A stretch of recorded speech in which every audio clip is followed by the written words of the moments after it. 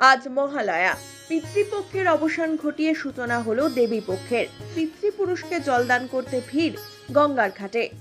মহালয়ার দিন সকাল থেকেই গঙ্গায় শুরু তর্পণ। অন্যান্য ঘাটগুলিতে যথাযথ নিরাপত্তার ব্যবস্থাও রাখা হয়।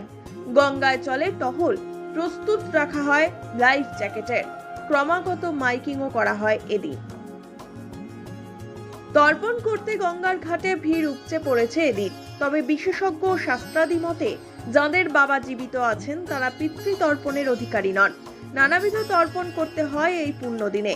দেবতাদের উদ্দেশ্যে প্রথমে জলদান করতে হয়, তারপর শুরু হয় মনুষ্য তর্পণ, ঋষি তর্পণ, দিব্য পিতৃতর্পণ, যম তর্পণ, ভীষ্ম তর্পণ, পিতৃতর্পণ।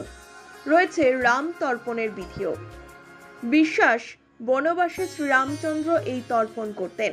অনেকে বলেন সর্বতর্পণের ফল পাওয়া যায় এই রাম তর্পণে।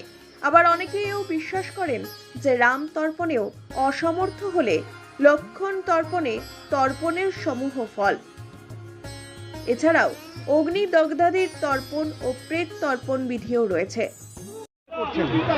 এই তর্পণটা তো পিতৃপক্ষ চলছে, এই আজকের পর থেকে দেবীপক্ষ চলবে।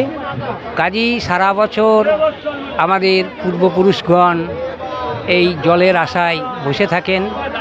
তাই সমগ্র আমাদের আপামর জনগণ সবাই এসছেন এই পিতৃ তর্পণ করতে। এই উদ্দেশ্যে এইখানকার শহরের বিভিন্ন এলাকা থেকে, পার্শ্ববর্তী এলাকা থেকে বহু লোকজন এসছেন। তারা এখানে পিতৃপুরুষদের উদ্দেশ্যে জল এবং তিল দান করছেন। এই উদ্দেশ্যে আমরা আসা।